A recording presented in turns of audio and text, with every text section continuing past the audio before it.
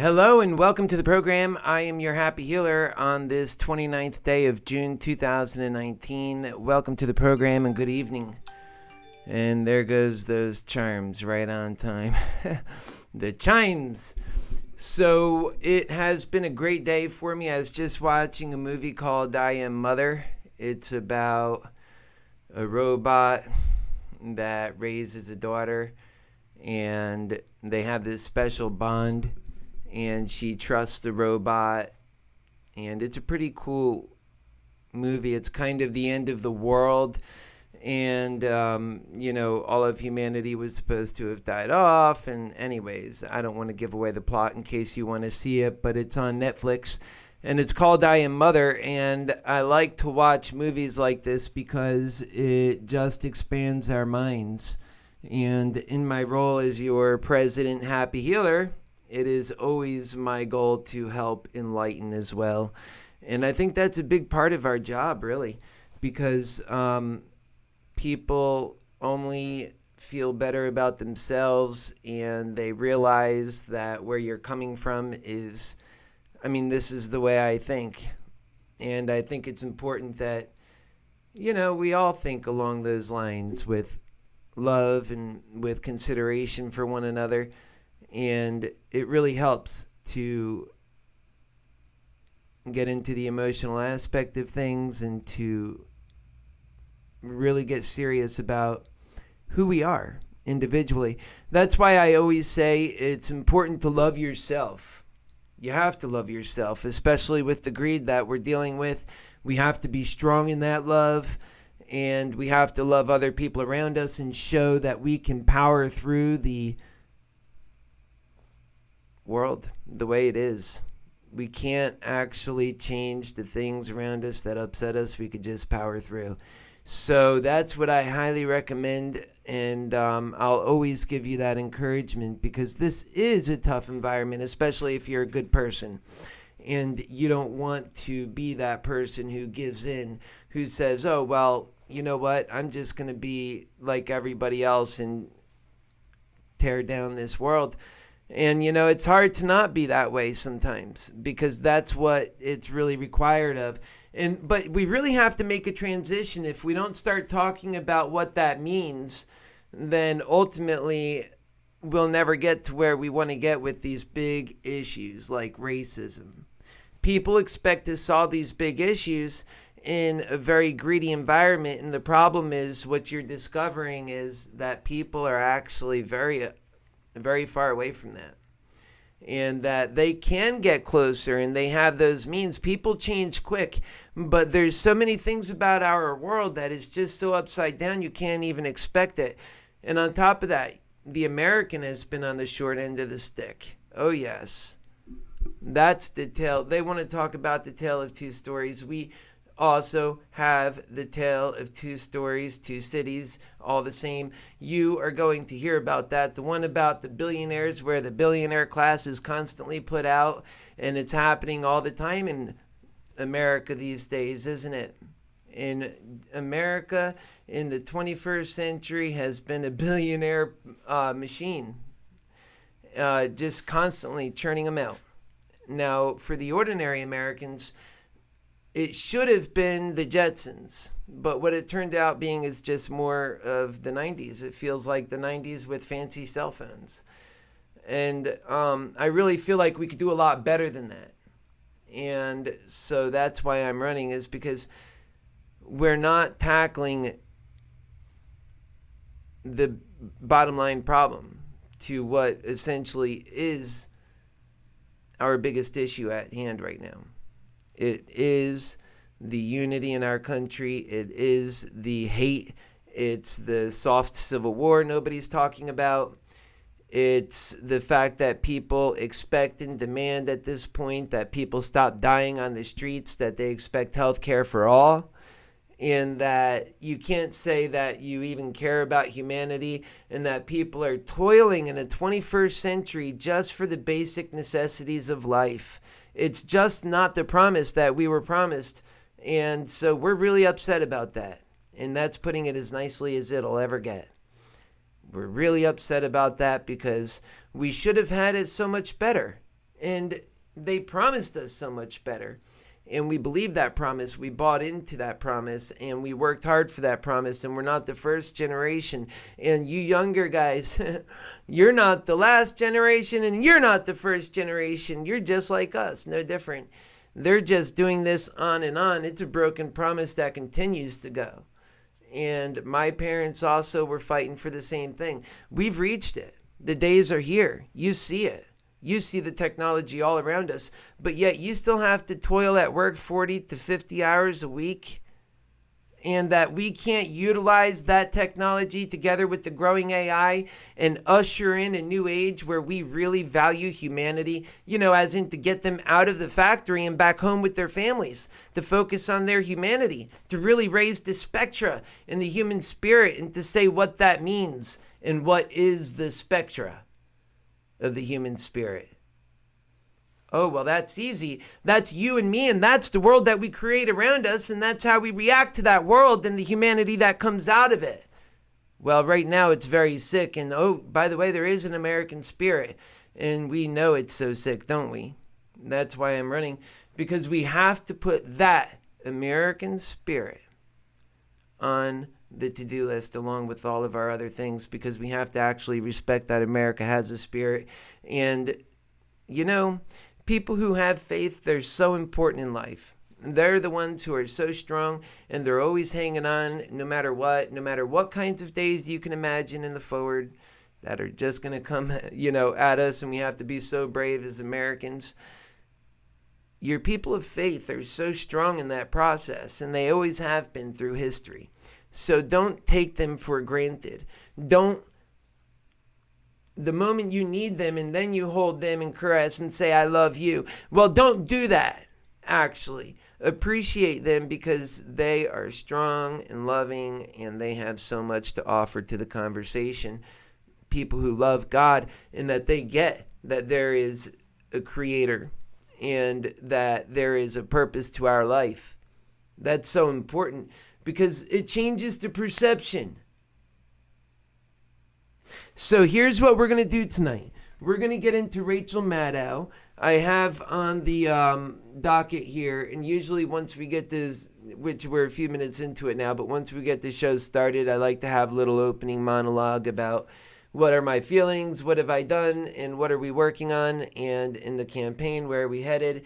And so I'm really excited about things, people, and the campaign, and what we can do. Ultimately, I'm so encouraged about the possibilities. I really think we can do special things together. I'm not just saying it either. And that it'll take work from all of us to do that. So we have to get on to that work. Otherwise, guys, we're giving up the dream then. That's what's happening if we don't do that. We're actually giving up the dream, and we're telling the billionaire class, go ahead, you can have it. Because trust me on this, they will all be better off too. If you raise the entire spectrum of the human spirit and you're providing for humanity, what comes out of that is higher living. People realize it's written in the law that we matter, that human beings matter. And then, to my religious friends, of course you got to supply health care for all then, because now we're talking about people who matter, right? And we have to talk about income for all for the same reasons. It's unconscionable that you have somebody working in a factory when you can have a robot do that same job and instead pay that person to be at home with their family, because they actually have purpose and value, and that actually for the last 200 years, our relatives have been building up this country into what it is today, such a special America, strong and so capable.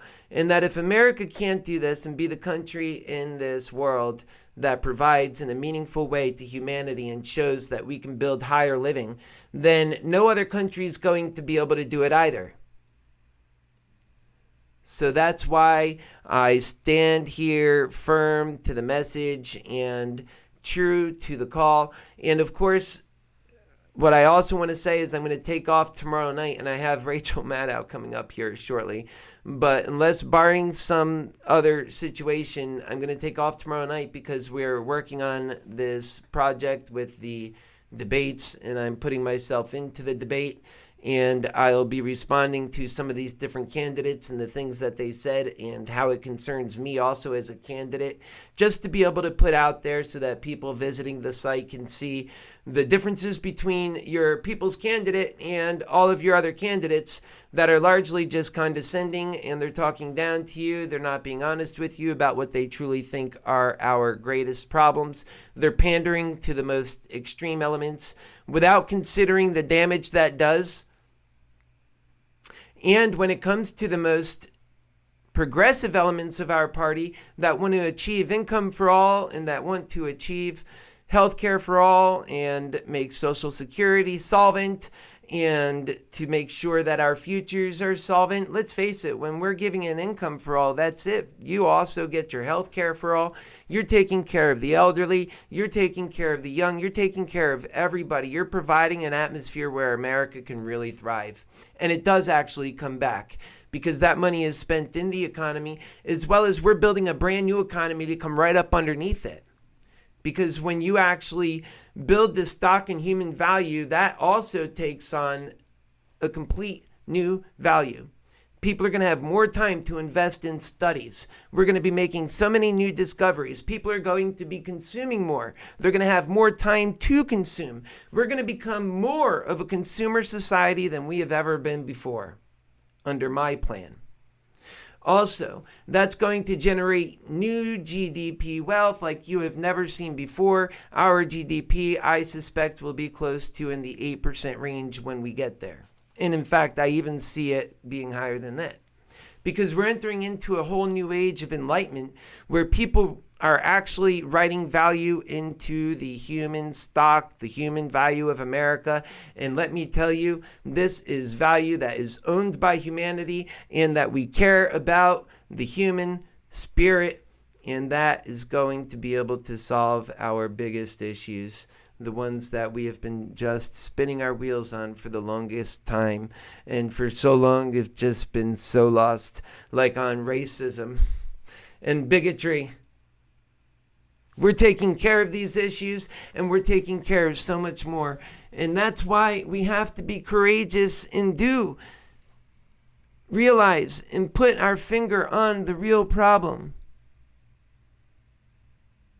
Because that's what they're not doing. The real problem is there, and they're saying instead of what it is, they're saying just about every other thing other than that which it is, the big things. That we're in disunity. That's a big problem in this country. That the disunity could actually be the means to our death. Absolutely. That unity that we need to make all of these progressive agenda items ever become a reality does not even exist. And quite frankly, on my Republican side, my brothers, you also don't be deceived, because if we end up going into a future where there is no unity, then we still can't get anything done despite having Trump. Okay? So what we're talking about is building a unified mission for America to raise to a higher standard of living and to put the human spectra, like the human spirit and everything, the encompassing value of the human redeeming qualities that we certainly don't hold to high esteem at the moment, we need to then put on a pedestal and say, this is a worthy cause, and make that investment. I know it's the right thing to do. And so to have that courage when the time matters most to stand up and say, this is what we have to do. And for people to not do that, you have to question their motives, really. And for them to not recognize the truth in all the disunity that can cause a war. I mean, we have kids that are starting their life. They don't want a war. And now they're talking about with Iran, of course. There's all kinds of dangers that exist in the world. And that's why we have to be such careful stewards with our lives, because we have to bring about a better world. Otherwise, here's my campaign mission promise. Why am I running? Because you matter. And for a life worth living. Because I know, ultimately speaking, anything less than what we're talking about here, and that is to let your greed that you see every day in life encompassing our lives, that's our future versus the life I'm talking about now, well, then you know that the life of greed is not worth living. It's not even a life worth living. That's why you have people killing themselves. That's why you have drug addiction. That's why you have racism, all of these different things, because you can't possibly fix. It's why you have abortion. You can't fix anything that is right in humanity. When you have candidates that for Republican side, they say something's right, like, okay, killing babies don't exactly look right to people who love humanity. Well, neither does not taking care of your health, or abusing gay people just because God made them gay. I assure you, I love God with every fiber of my being, and I myself am gay. I know that experience firsthand. Nobody can tell me.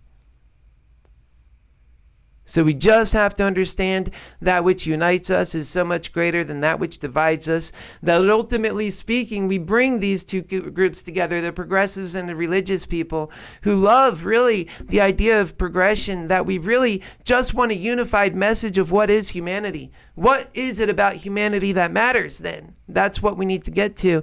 And I'm sure each and last every one of us are going to say everything about humanity matters. So in a society like today, you can't even talk about abortion because you don't value humanity. And everybody knows that. It's virtually known. Capitalism is greedy. And we have to tell capitalism, if you want a place in America, you have to take care of human beings first, and then go make your profit, if whatever's left over. You take care of human beings first. And we have to make that investment. And I assure you, after we have the courage to make that investment, which we really don't have a choice in not doing, because you see what's happening. I'm not even sure how much longer it can last. We're in a soft civil war. So you have to make that investment. And then you see what comes out of that is you build a human stock, you build new human value, you build a new industry that's based on technology, that's based on the spiritual essence in each one of us. That means to say our value, our intrinsic value, to say we actually have value. Right now, you don't really have value. Nobody cares. You got a headache. Nobody cares. There's no actual real human essence in the sense that there's love in our system. But in humanity and in our bodies and in our hearts, we know it belongs there for us to thrive. So that's very much so missing. And in my campaign, we're addressing that issue. No other campaigns are addressing it. So that's why I see them, and I just say to myself is they don't seem like realistic candidates to me because they're not answering these huge questions that keep us down consistently and constantly and just forever. And this world that we're coming into is coming into whether we want it to or not. So if we're not prepared for it, well, then China gets there, and guess what happens? They make America obsolete overnight. Because the country that's successful in making it across this finish line first into the new world, the one we can virtually all see when we're honest with ourselves, the one where technology is marching in and people are actually taken care of, you know that world. It's coming. If we're lucky, if we don't destroy ourselves first. We owe it to humanity as Americans, as the richest country in the world, to make America be that place that brings it in. And perhaps if America doesn't, nobody does, and humanity is deprived that. And I assure you, if they never make it to that, they won't make it much longer in anyway. In which case I say, then we'll just all die together. Pick your choice. Pick your Armageddon. Because there's so many dangers out there. We have to usher in a new age if we are to expect it to, I was alive during 9/11. The government don't have answers. When the big things happen, they just respond to it like you and I. It's better off we accept that fact and we start ushering in this new age so that we can truly deal with things magically the way we should in the 21st century. The things we're not doing now. These guys aren't providing leadership, and they're not talking about the things that truly matter. Instead, they blind you with these divisive things. If I was at the debate, I would shame them all. I would say, how dare you? I would say, how dare you? And that's the truth. And they would be shamed because the things we're talking about here is just that serious. And yet they let it go every time. They don't even know it. Most of them don't even know it. They don't see it. They're so blind. They would do well by seeing my program, and then perhaps they could support me for president too, if they want to do what's right. But these condescending candidates, they don't have a righteous bone in their body, do they? Otherwise, they wouldn't say they're qualified when they deep down. They don't. If they're not saying this truth, then they don't know, which means they're not qualified, which means deep down they know that they have a weakness. The same reason I get pumped up by my crowds and by the people who support me and that love me no matter how big those crowds are is because I care about your value. I believe in your value. I believe in American exceptionalism. And I even am a victim just like you in the sense that I believe in the false stories they sold us, but we're going to make them true because we see the truth all around us. You know, we ushered in that greatness in so many ways. It didn't work for us. It's working for a bunch of billionaire class who they steal. You know, somebody's just so fortunate. They open up the first website in the years 1998. Now they're multi-billionaires and they control humanity for the rest of their life. That's capitalism. It's just not fair. Human ingenuity needs to be spread throughout humanity. And if you want to be a fat hog at the top, fine, we'll make you even fatter. But you better rise with the rising tide or we all go down together. Because that's what's happening anyway. You see it all around. You see it. And in fact, if you're a single person and you don't have a lot of money and you want the dream of a life partner worth having, you're having a hard time finding that because the first question is, what do you do for a living? Sure is. And if you don't have the right answers for that, well, then immediately you're classified and you could feel your worth, your self-worth drop right before your eyes. That's the way we live right now. No, not me. I am not so foolish as to be like that. But so many of you are. And this is the problem. This is what greed does. And of course, this is what our nature around us does. It forces us to have to be that way, to be doggy dog like that, and to always think about, well, what am I going to get out of this person? You can't just think pure. You can't just think loving. And that's because this world and this greed around us, it's what it programs us to do. And in fact, we justify it. We justify the death we see by saying, oh, well, they should have bought their insurance for health then. Well, what if they didn't want to sell out? What if they've seen the truth so clearly that they didn't want to sell out? So then who's the good guy, really? Is it the guy who's following the laws in the sense that he's going to work, his 40 hours a week, that's how he makes his everything, and then on top of that, he's, got the normal kind of life like that, and it's admirable because it's a tough life in my view, and it just goes on like that for 40 years, who knows how long. You have your kids, and, they program you to think like this, but the reality of it is your fate could be so much more than that.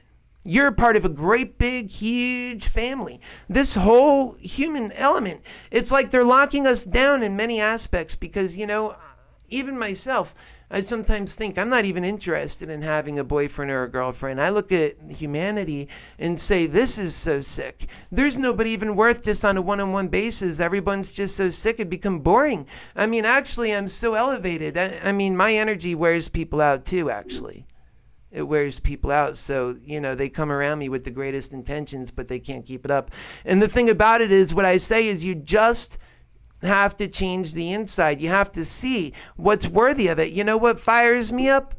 What fires me up is my faith. I know what I'm doing is right. I told you, it's that energy. And the more people that they see that, they know that, they get that same fired up energy.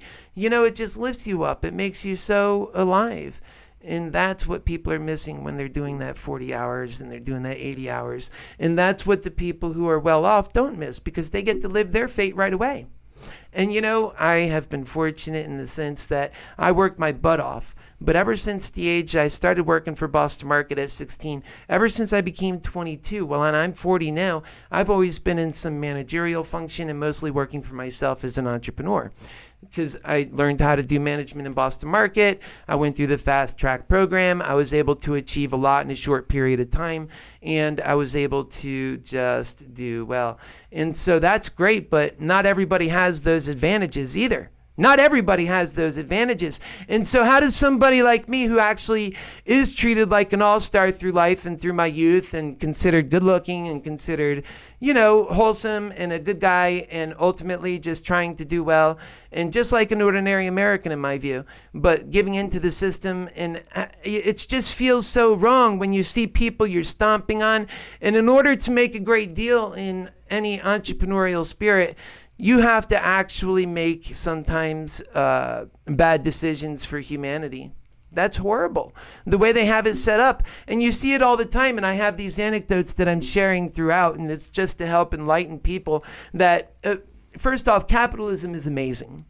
As so far as all the systems on earth today, it's the finest we have. But it doesn't mean it's the best that's possible. And it's definitely not the best for what is possible for humanity.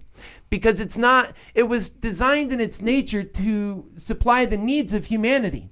And it did that at a time when it was needed most. And it had to appeal to our greed in order to achieve that. But now we have reached a new era. People are more enlightened and they have more knowledge. The internet has changed and so many people have become so much smarter.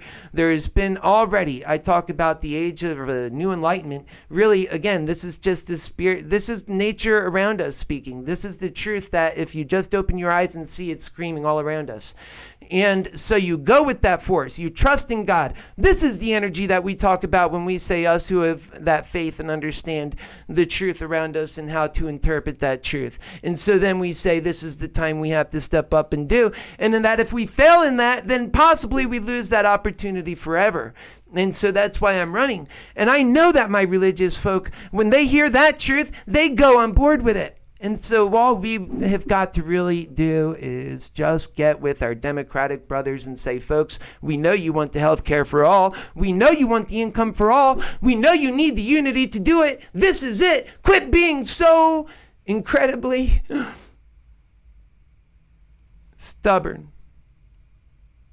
Go with what's right. Believe. Allow yourself to believe. And join this movement. There is no other movement like it. Otherwise, I would be on it and supporting it as much as I could. And guess what? Now that we're on it, we're not stepping out of it because we have got to go forward. And quite frankly, there's nobody else as qualified. Nobody else has this. If they had it, they would be out with it. And that's what we're looking for. We haven't seen it. I've been out there looking for it. Before I became the Happy Healer, I needed one. I couldn't find one. I became one. Well... Maybe we'll do the same thing for a presidential candidate, and that's exactly what we did. Because these guys aren't answering the problems that we're really dealing with. Such a concern.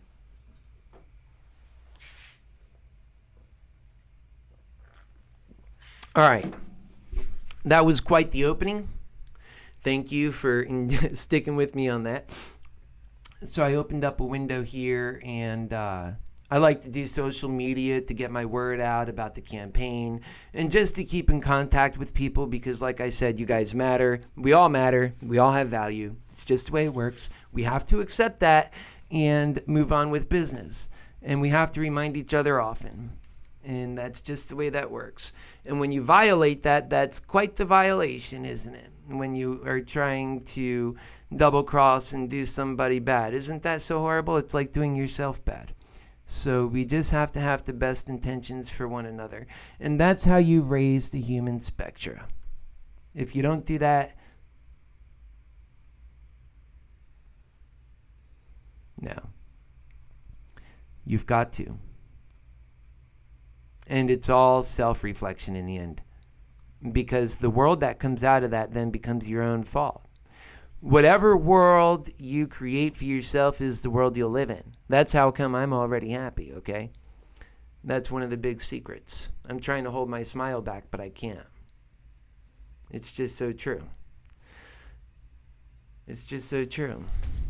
And I'm so happy for that feeling. I just wish it's something you can package up and gift to people. And the content, you know? Imagine we can get people there. And that you believe it's possible. And certainly it's not going to happen by people who don't believe. It goes back to that Chinese proverb.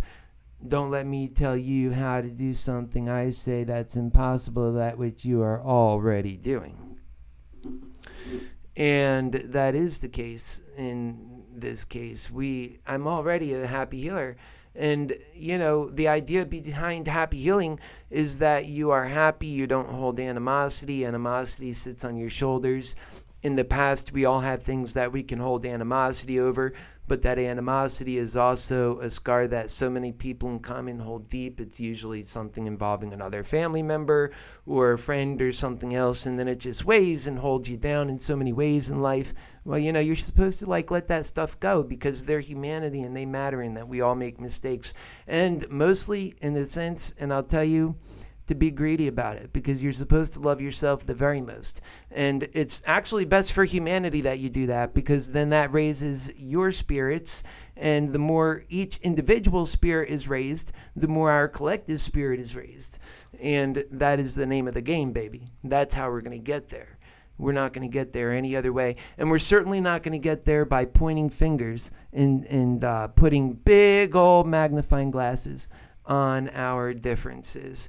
It just doesn't matter when you're a spirit. And that's what we're raising. We're raising the human spirit, and we're raising the American spirit. And so it's such a wholesome and great message. I know that my religious brothers and sisters are ready for that. This is exactly the world they have been trying to make for the longest time. And this is a unifying message. It's great for all religions, and it's great for all people. And for the people on the left not to be for such a message that actually accomplishes, because it's doing it for the right reasons and it's no longer doing it in a hypocritical way, that we actually provide for humanity, and that they actually in that get their education. We're going to start teaching young and never stop teaching. Remember, humanity matters. It's a big difference, right? And we're going to have income for all. We can't see people suffering, and we know that we have that ingenuity and that we can build that future, and that it's an investment we have to make in humanity, because we all have to create this future. We owe it to ourselves, and quite frankly, it's the only way we're going to meet the coming challenges of this 21st century that's moving so fast. We have to get united very quickly, and we have to start moving forward on big goals. Otherwise, we're in trouble. We're not going to make it. So, and it's got to be somebody that can accomplish that. And none of these guys are talking about a plan for unity that will work. This plan, focusing on humanity and accomplishing the most aggressive and most progressive plans in the Democratic Party, and marrying those with the humanity that we all want, the religious folk, and the progress, really, ultimately speaking, that we all want. It raises humanity, and believe me, that is the difference between the classes, because the higher classes often feel like they can live in their own bubble of higher humanity, but they would much prefer to have everyone be in higher humanity. So this is actually a truth that I have seen in my life so many times, and examples and anecdotes that reinforce it, and people that just have to accept less and settle for less. But the truth is so clear in this regard, and because it's possible, it's not an impossible truth, that people are wasting their lives away doing jobs that are thankless. That it's justification, human soul in place for justification of a paycheck. No. God gave us the ingenuity that we can survive and focus on our humanity, focus on our destiny, focus on the big questions that are fast approaching humanity. And we're not doing it. We're not living up to those. And people are saying that I'm not a realistic candidate. You better be realistic with yourself. You better look at the progress humanity has made in the very nature and forces of nature itself just in the last 100 years, and then look at the next 100 years and consider what can happen. And that America alone isn't just going to solve this answer, that actually the entire world is there, but we can get left behind and we can get mowed over. Whoever gets to the new world first will virtually take over the entire world. It's just a natural order. It's the next step, and it's exactly what would happen. Unfortunately, the fact is that I think is what the Chinese are doing right now. I think they're on it. I think they're on their way, and I really think that Russia is working hard, and they're not anywhere near it, but they're tag teaming with China. They're aware of some of these things. We just can't be naive with any of these actors. And then you have places like Iran, and they're nefarious to every sense of the word. They're still fighting a holy war. They want to they know they can't compete with us and get to a world like that first. So what they'll do is just knock us all back into the Stone Ages, and they will thrive compared to us, and they will mow us over in that. So they're just playing their game and how they think they can win. And so everyone's doing their part. Let's put Rachel Maddow on, because I wanted to look at a clip she had with Mayor Pete and then comment on that. She had him on recently, or maybe it was Morning Joe. A couple of them. I want to look at a couple of them. Let's look at Rachel Maddow first.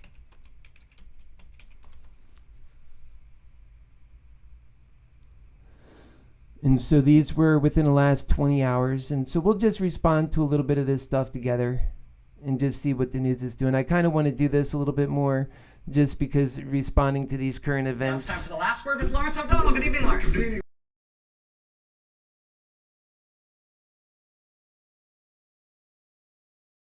We got you on the air in our coverage, and Brian asked you, how did you think it went? And what I thought I was watching was someone asking a boxer after 15 rounds, how do you think it went? And the person who in that stadium who knows the least about how it went is the boxer, because they're just in too close. Exactly. I was like, oh, sure, I can talk about that. Right. Just give me a second and 3 beers. Yeah, it didn't. Yeah, I hadn't. Yeah, I don't. I like her. I think she's actually fought for a lot of rights for the gay community. I respected her for that. Although with the kind of division right now, everybody's supposed to be on one side or the other. You hate somebody all the way, or you like somebody all the way. We need to kind of get out of that mentality and get back to like, do we need something like 9/11 to make us feel that unity? I don't think so. If so, we're very foolish. I didn't want to burp into the. Yeah, so if so, we're very foolish. I just think that would be very sad if that's the only way we can have unity. That bad times. No, we can be lifted to higher spirits on what's right. And that's what I mean by I believe in American exceptionalism. And so that's what it looks like. And I believe that the human exceptionalism and the human spirit, because we want to propel forward. And so, yeah, I think Lawrence O'Donnell's a little bit harder to appreciate, because sometimes I see the humanity I really see the humanity in Rachel come out sometimes. I don't see it could ever come. I mean, yeah, Lawrence does, but he's just so this guy is like bipartisan, you know? It's unbelievable. I mean, people have to pull back from that, or they're going to really cause themselves to go more mad. And it's not, I don't know, are they thinking they're helping the country with that? I don't get it. No ability to comment on what I've just been through. Well, this is what I loved about the last hour, because I was dying to see what it was like for you once you could digest it and once you could actually put it together like this. And I was absolutely certain that where you were sitting last night in real time was the worst place to be to try to figure that out. The thing is, like, going back to the transcript today to pull these clips, I'm like, I remember all of these things happening, but watching the tape again in order to sort of confirm. It's a little funny. A lot of times when I'm giving a speech or when I'm in the midst of something, my mind is on like 20 to 30 different thoughts and many, many different streams. Later on, I don't know if for sure I verbalized one thought or the other thought. And so I almost get what she means. It's a blur, like when you're beyond something, because, you know, it felt monumental at the time. You didn't know how it was going to turn out. You had so much at your disposal in your mind that you can use, and that you were feeling it out, and that later on, when you experience it over again, it's like a whole brand new experience, almost like you're part of the audience. So I get that.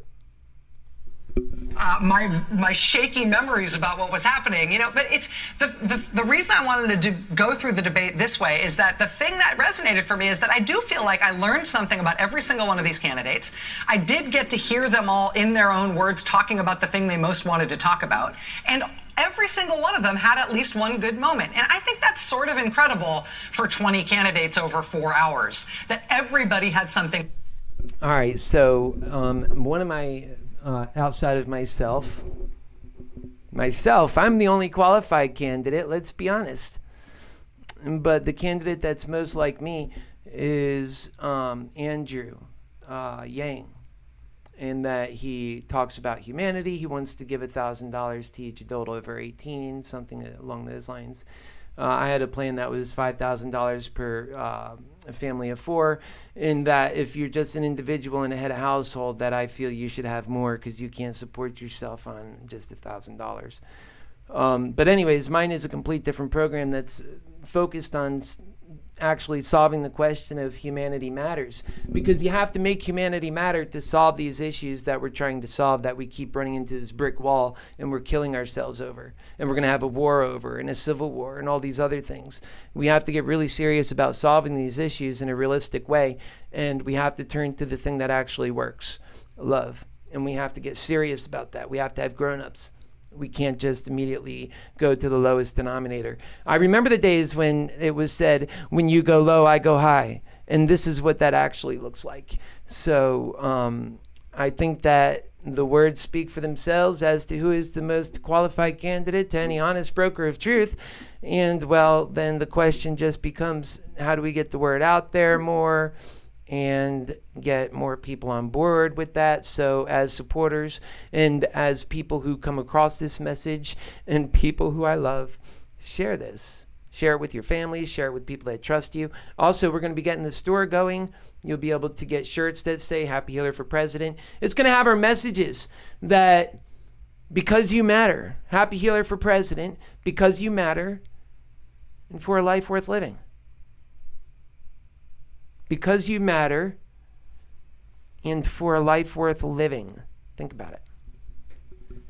And we'll have other ones that get the message out. Greed. We'll talk about greed. We're not going to talk about how bad capitalism is. Capitalism is a great thing. It's what took us to here. We wouldn't even have this opportunity without capitalism. We can't get in a business of demeaning capitalism or demonizing it. But we can say when it might have used and served all of its purpose or usefulness, unless we can somehow equate to the heart of capitalism, somehow put heart into capitalism.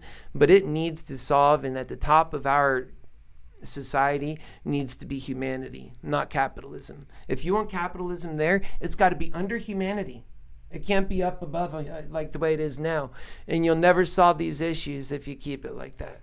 And so that's what we're voting for in this election. And the globalists who think that the way to get to humanity is to get through to the globalists first, you're gravely mistaken. You're going to societies that aren't nearly as rich as us and to societies that are not even nearly as advanced. The best hope this world has is to get America into higher living.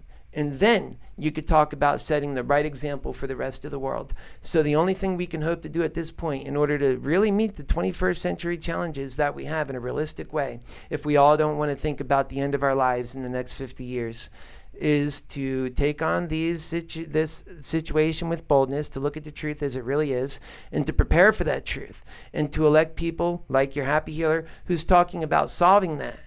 Nobody else is. They don't know it exists. They don't know the problem exists. And so we have to actually have somebody that's willing to step into the role, say, this is a problem that we're all dealing with, and for so long we've ignored it. And, oh, by the way, humanity deserves it anyway. This is 20 years overdue. We should have already been had it to the point where humanity can work on their fate and become higher beings. You know, people that really can, you can't say humanity matters if people have to work 40, even any hours at all, just for basic sustenance. I think we really, as humanity, especially in this country, yes, I do think we should be able to just be alive. And then if you want to be peaceful from there, it's great. We work on our humanity. I really think that's the party that showed up at this point. And that out of that, you don't get a lazy society. Look at your Happy Healer. I work my butt off doing passions all day long. This is all passions. When people are working and doing their passions and living their fate, and that's the society that you're building, and that's the education that you have, and that's the society that we want to have, is people that care about each other and doing things for the right reasons and loving. And these are the things people want to do. It's the reasons why they work in the first place. If they can't even see that picture or see what's possible, why would they even deal with the work? That's why people turn to desperate things like suicide and drug addiction and crime and other things. But there is a better way. And the better way is to honestly put humanity on a pedestal and say, yes, humanity matters. Why is that a problem? We are humanity, guys. The reason why we ever did any of these major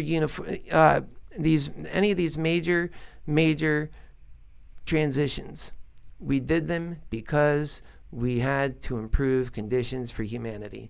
And how come conditions for the human being, as far as working goes, has gotten worse for humanity, not better? Why? Why is it that 50 years ago, one man can work 30, 40 hours a week and support his entire family, have a nice car and everything, and that now it takes two people working all their heart out for 80 hours to just even buy an iPhone and still have your sustenance? Why is that? When actually it should have gone the other way, where from having just one man working 35 to 40 hours a week to not having any man work at all. And that we all get sustenance anyway, and that we can actually focus on our fate and being great human beings and our educations and our love, and that when you go look for a boyfriend or a girlfriend, you're meeting great people. You're not asking about what do you do for a living. Our parents worked very hard for this future, and they stole it from us. Instead, they gave us more billionaires, and they stole from the billionaires too, because if you rise all of humanity and build new stock in humanity, you actually get more billionaires too. So why are they taking this from us? And why are we all not fighting for it? That they can build on, bank on, take to donors, take to voters, and try to use to get into the next debate. I definitely didn't expect that. I certainly expected some people to wash out or just be basically completely upset about the process at this point. But everybody had a moment, at least one. Yeah, and my favorite tweet that I've seen that I hope we can print it so I can use it in this hour, was someone in my Twitter feed saying that, he went into the debate's not so sure. He came out of it thinking he really likes Senator Warren, really likes Senator Harris. Those are his two favorites. Really grateful to Bernie Sanders for pushing the agenda in the direction it has gone over the last 4 years. And what I found interesting about it is he came out of the debate with two favorites. Mm-hmm. And that, I think, is a very common reaction that I'm getting from a bunch of people, is that they decided that they weren't going to have to pick one person, and they've actually now come out with two or a handful. And it's not the same ones they went into the debate with. And it's ones who they were looking forward to see campaign in future events, and they're looking forward to seeing them side by side at future debates because they want to see how they interact and how they contend with one another. I think that Democrats have now sized up the field. The field is now going to compete with itself for a long time, and I think everybody on the stage did something to make their own case for why they should be in that competition. Okay, that's great news for the Happy Healers. So there's still 23 candidates. I am the 24th. They don't even know I exist, but that's great. I just have to cut in on what apparently everybody is still viable and valid. And so that's their take on it. However, I know they have their favorites as well. And I have my one person who actually I think dropped the ball a bit. And I wish he would have. Had it been me, if I were there, you should just imagine. You already know if you watch my program how that would have went. And we would have actually been able to get the best applause. And we would have been able to fire that crowd up and really talk about something that would increase the spectrum and the human value that we all really should be fighting for at this point. So let's see here. This is going to go on for a couple more minutes, but we're going to go ahead and pull it off and see. I wanted to put another one on.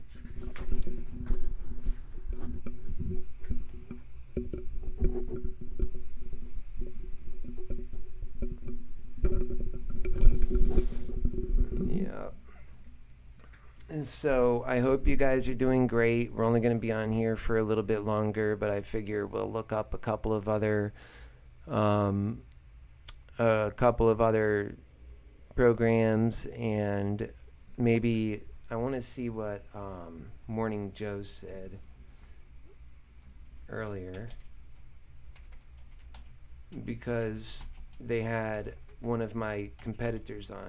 Remember, I don't like looking these guys up, or so they're not talking about the things that matter, and the problem is they're confusing people because they're not doing that. And it's their responsibility to do that. I guess, they don't care if people live awful, but they're living high on a hog. I don't think it's right. What, am I the wrong one? Should I forget about everybody and just be like, the hell with them? I can't do it. And there's a lot of people who can't do that, right? So we have to work together for the kind of world that we want. We really have to work together, and that's what I'm doing. This is not about being your condescending candidate or better than anybody. If I make it there, I want to be America's good son. That's all. I just want to do good work.